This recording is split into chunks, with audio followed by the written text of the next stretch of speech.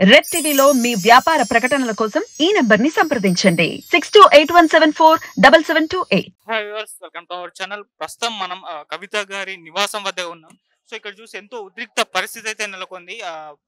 BRS నేతలు రావడం, ఆందోళన చేపట్టడం. సో ఈడీ అనేది ఢిల్లీ నుంచి 10 మంది ఈడీ అధికారులు వచ్చి కవిత గారి ఇంట్లో సోదాలు నిర్వహించారు. ఆమె ఫోన్లు సీజ్ చేశారని కూడా చెప్తున్నారు. ఐటీ అధికారులు వచ్చి కూడా ఇక్కడ రైడ్ చేశారని చెప్తున్నారు. మరి ఐటీ అధికారులు ఎంతవరకు వచ్చారో లేదు తెలియదు. ఈడీ అధికారులు మాత్రం వచ్చి రైడ్ చేయడం, వాళ్ళ భర్తకు సంబంధించిన బిజినెస్ ఇన్ఫర్మేషన్ కూడా వాళ్ళు కనుక్కున్నారని అంటున్నారు. మరి ఫోన్లు కూడా సీజ్ చేశారని అంటున్నారు. అయితే ప్రజెంట్ మనం కవిత గారి నివాసం దగ్గర ఉన్నాం. పరిస్థితి ఎలా ఉంది? బీఆర్ఎస్ నేతలు మార్నింగ్ నుండి మరి ఆందోళన చేయడం అయితే చూస్తున్నాం. సో ఒకసారి మీకు ఇంటి దగ్గర పరిస్థితిని అయితే చూపిస్తున్నాం.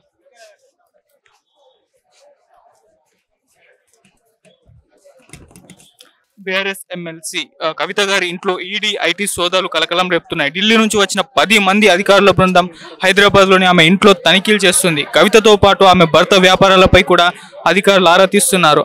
ఆమె ఇంట్లోకి ఎవరిని అనుమతించడం లేదు. ఢిల్లీ లిక్కర్ స్కామ్ కేసుకు సంబంధించి సోదాలు జరుగుతున్నట్టు చాలా మంది అయితే చెప్పడం చూస్తున్నాం.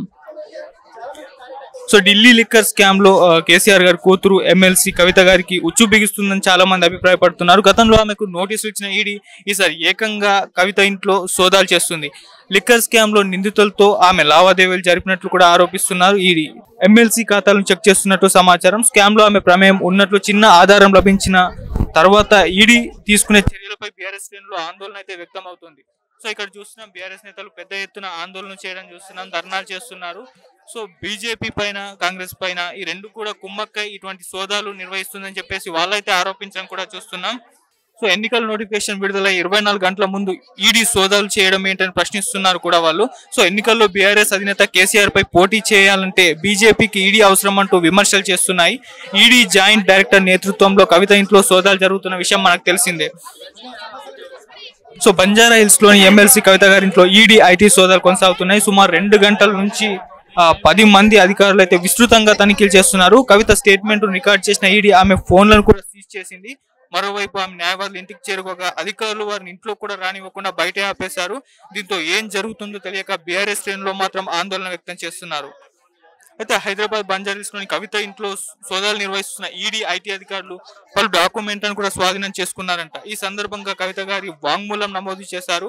సో ఈడీ జాయింట్ డైరెక్టర్ ఆధ్వర్యంలో ఢిల్లీ నుంచి వచ్చిన 10 మంది అధికారులు బృందం సోదాలు చేస్తుంది. ఈ సోదాలు ఇవాళ రాత్రి లేదా రేపు ఉదయం వరకు కూడా జరిగే అవకాశం ఉందని కూడా అంచనా వేస్తున్నారు.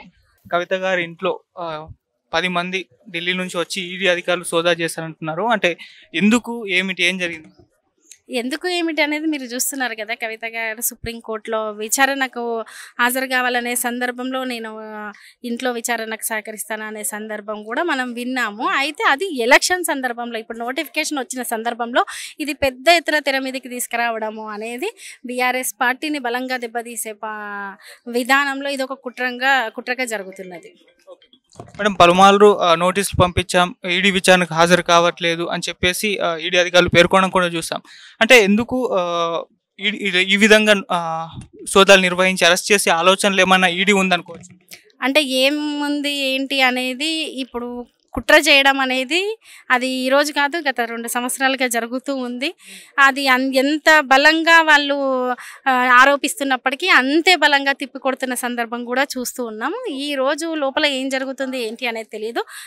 కవితక్క బయటకు వచ్చిన తర్వాత, మిగతా అధికారులు బయటకు వచ్చిన తర్వాత ఏంటి అనేది తెలుస్తుంది. దాన్ని బట్టి తదుపరి అంశాలు బీఆర్ఎస్ పార్టీ ఎటువంటి నిర్ణయం తీసుకుంటుందో దాన్ని బట్టి తెలుస్తుంది. మాకు వచ్చిన ఇన్ఫర్మేషన్ ప్రకారం మేడం గారు ఫోన్లు సీజ్ చేశారు, కొన్ని డాక్యుమెంట్స్ అన్నిటి కూడా హ్యాండ్ ఓవర్ చేసుకున్నారు అని వినపడుతుంది మేడం.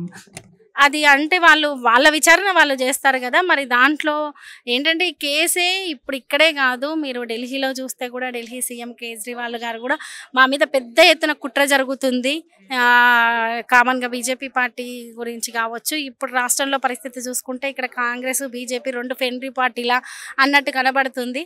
సో బీఆర్ఎస్ పార్టీని పెద్ద ఎత్తున అణగదొక్కడానికి చేస్తున్న ప్రయత్నాల్లో భాగంగా ఇద్దరు ఒకటయ్యారనిపిస్తుంది. ఆ ఫోన్లు అవి ఇవి అంటే వాళ్ళు విచారణ చేసిన తర్వాత దాన్ని బట్టి ఏం చేశారు, ఏ రకమైన ఇబ్బందులు ఏమైనా పెట్టారా, లేకపోతే మహిళను విచారించే క్రమంలో ఏ రకంగా విచారించారా, అవన్నీ ఇప్పుడు బయటకు వస్తాయి కదండి. వచ్చిన తర్వాత మాట్లాడతాం, మనకు కూడా తెలియదు కదా. ఎలక్షన్స్ లో బీఆర్ఎస్ పార్టీని దెబ్బ కొట్టడానికే ఇటువంటి సోదాలు నిర్వహిస్తున్నారు అంటే పార్టీ పైన ఒక రకమైన అవినీతి కేసుని ఆరోపించడానికే అనుకోవచ్చు. ఖచ్చితంగా అండి. అంటే ఈ రోజు కాదు, గత కొన్ని సంవత్సరాల నుంచి ఆ రకమైన ఏదో ఒక రూపంలో దెబ్బతీయాలి. ఏ రకంగా దెబ్బతీస్తే అంటే ఒక బీఆర్ఎస్ పార్టీలో బలంగా ఉండే ఏదో ఒక నాయకుల మీద, ముఖ్యంగా మహిళ మీద ఈ రకంగా దెబ్బతీస్తే ఏదో ఒకటి అంటే అలా జరుగుతున్న కుట్రలాగా ఉంది. మనము దేశవ్యాప్తంగా చూసుకుంటే కూడా అనేక రాష్ట్రాలలో ఇటువంటి దాడులు, ఇటువంటి కుట్రలు జాతీయ పార్టీలు చేస్తున్న సందర్భము రాజకీయాల్లో చూస్తున్నాము. ఆ రకంగా ఏదైనా బలమైన గొంతు వినపడుతుందంటే, ఇంకేదన్నా ఉంటే ఏదో ఒక కేసును ముందలకి తీసుకురావడము, ఉంది అని ఆరోపించడము, దాని మీద విచారణ పేరుతో ఇబ్బందులు పెట్టడము, ఇవనేది చూస్తున్నాము. ఇది ఆ కోణంలోనే చూడొచ్చు. మేడం, కవిత మేడం గారు ఈ టైంలో అంటే ధైర్యం కోల్పోకుండా ఉన్నారంటే కొన్ని న్యూస్ రావడం చూస్తున్నాం. ఈడీ సోదాలు నిర్వహించేసింది, కవిత గారు చాలా బలహీన పడిపోయారు అంటున్నారు. లేదండి, మీకు ఎక్కడ బలహీనంగా కనిపించారో నాకు తెలియదు, కానీ చాలా బలంగా కొట్లాడుతున్నారే కదా, కాబట్టే కదా ఇన్ని రోజుల నుంచి ఈ కేసు ఇలా నడుస్తూ ఉంది. అలా ఏం లేదు, ఇదొక్కటే కాదు, అనేక విషయాల పట్ల తెలంగాణ ఉద్యమ సందర్భం నుంచి అనేక సందర్భంలో కొట్లాడుతున్న సందర్భాలు చాలా పెద్ద ఎత్తున ఉన్నాయి. ఖచ్చితంగా కొట్లాడుతారు. ఈడీ సోదాలు నిర్వహిస్తుంది, ఓన్లీ సోదాలు నిర్వహిస్తుంది, అరెస్ట్ చేసే ఆలోచనలు ఏమైనా ఉందా? ఇప్పుడు మనం దేశవ్యాప్తంగా ఈడీ చేస్తున్న ఎంక్వైరీ ప్రక్రియను గమనిస్తే ఈడీ, సిబిఐలు ఎంక్వైరీ ఏజెన్సీలుగా కాకుండా నరేంద్ర మోదీ ప్రభుత్వ ఏజెంట్లుగా మారిపోయి, వాటి అనుబంధ సంస్థలుగా, బీజేపీ అనుబంధ సంస్థలుగా మారిపోయి, బీజేపీ ఈ దేశంలో అమలు చేస్తున్న దమనకాండను ఎవరైతే వ్యతిరేకిస్తారో, ఎవరైతే నిరసిస్తారో, ప్రజలకు అండగా ఎవరైతే నిలబడతారో, ప్రజాస్వామ్యాన్ని కాపాడడం కోసం, ఈ దేశంలో రాజ్యాంగాన్ని కాపాడడం కోసం ఏ పార్టీల నాయకులు అయితే మోదీకి ఎదురుదిరిగి నిలబడతారో వాళ్ళ మీద ఇవాళ అక్రమ కేసులు బనాయించి, అక్రమంగా కేసులు ఇరికించి, ఈడీ, సిబిఐల పేట వేధింపులకు ఇవాళ నరేంద్ర మోదీ ప్రభుత్వం పాల్పడతా ఉన్నది. ఈ దేశంలో అనేక మంది నాయకుల మీద ఇప్పటికీ అనేక అక్రమ కేసులు నమోదు చేసింది. వాళ్ళ ఆ కుట్ర కోణంలోంచే, ఆ ఎత్తుగడలోంచే ఇవాళ కరెక్ట్ గా లోక్సభ ఎన్నికలకు ముందు నరేంద్ర మోదీ ప్రభుత్వం ఇవాళ కవిత గారి మీద విచారణ పేరిట అరెస్టుకు కుట్రలు చేస్తా ఉన్నది. ఎక్కడ ఈ లోక్సభ ఎన్నికల్లో నరేంద్ర మోదీ పెంచిన ద్రవ్యోల్బణం, నరేంద్ర మోదీ పెంచిన నిరుద్యోగం, నరేంద్ర మోదీ పెంచిన పేదరికం, నరేంద్ర మోదీ పెంచిన అధిక ధరలు, నరేంద్ర మోదీ పెంచిన డీజిల్ పెట్రోల్ ధరలు ఎక్కడ చర్చకు వస్తాయో ఆ చర్చ నుంచి డైవర్ట్ చేయడం కోసం తెలంగాణ ప్రజల దృష్టిని, ఆ చర్చ నుంచి తెలంగాణ దృష్టిని మళ్లించడం కోసం ఇవాళ కవిత గారి అరెస్టుకు కేంద్ర ప్రభుత్వం, నరేంద్ర మోదీ ప్రభుత్వం కుట్రలు చేస్తా ఉన్నది, పావులు కలిపింది. ఇది ప్రజాస్వామ్యానికి పెద్ద ప్రమాదం, తెలంగాణ సార్వభౌమత్వానికి ప్రమాదం, తెలంగాణ హక్కులకు ప్రమాదం, తెలంగాణ ఆత్మగౌరవానికి ప్రమాదం. దీన్ని తెలంగాణ రాష్ట్రంలో ఉన్న అందరూ కూడా అర్థం చేసుకోవాలి, అందరూ కదలాలి. ఈ నరేంద్ర మోదీ ప్రభుత్వం చేస్తున్న దమనకాండం, దుర్మార్గాన్ని ఎదిరించాలని చెప్పి విజ్ఞప్తి చేస్తా ఉన్నాం. బీజేపీ ప్రమేయమే ఉందా, లేకపోతే కాంగ్రెస్ ప్రభుత్వం ఇక్కడ అధికారంలో ఉంది కాబట్టి కాంగ్రెస్ ప్రమేయం కూడా ఉండి గౌరవ ముఖ్యమంత్రి కేసీఆర్ గారి నాయకత్వంలో తెలంగాణ రాష్ట్రం ఉన్నన్నాళ్ళు తెలంగాణ రాష్ట్రం వైపు కన్నెత్తి చూడడానికి కూడా ఈడీ, సిబిఐలు నరేంద్ర మోదీ ప్రభుత్వం జంకేది. కానీ ఇవాళ రేవంత్ రెడ్డి గారి ప్రభుత్వం వచ్చిన తర్వాత, రేవంత్ రెడ్డి గారు నరేంద్ర మోదీ గారికి ప్రియమైన తమ్ముడిగా మారిపోయిన తర్వాత, నా పెద్దన్న నరేంద్ర మోదీ అని చెప్పి ఈ రాష్ట్ర ముఖ్యమంత్రి ప్రకటించిన తర్వాత, వాళ్ళిద్దరూ అలై బలై తీసుకున్న తర్వాత తెలంగాణ రాష్ట్రంలో బలమైన బీఆర్ఎస్ పార్టీని అంచివేసే కుట్రకు పాల్పడతా ఉన్నారు. ఇది కేసీఆర్ గారి, మన రేవంత్ రెడ్డి గారి అండతో ఇవాళ నరేంద్ర మోదీ గారు కేసీఆర్ గారిని, బీఆర్ఎస్ పార్టీని ఇబ్బందుల పాలు చేయడం కోసం వేస్తున్న ఎత్తుగడ. ఇట్లాంటి చీప్ ప్రాక్టీస్ కు, ఇట్లాంటి అణచివేత చర్యలకు బీఆర్ఎస్ పార్టీ బలపడదు, బీఆర్ఎస్ పార్టీ లొంగదు, బీఆర్ఎస్ పార్టీ వంగదు. ఇట్లాంటి అనేక నిర్బంధాలని తట్టుకొని, అనేక కుట్రలను తట్టుకొని, అనేక కేసులను ఎదుర్కొని బీఆర్ఎస్ పార్టీ ఈ రాష్ట్రంలో చారిత్రాత్మక విజయాలను సాధించింది, రాష్ట్రాన్నే సాధించింది, ప్రజలకు గొప్ప పరిపాలన అందించింది.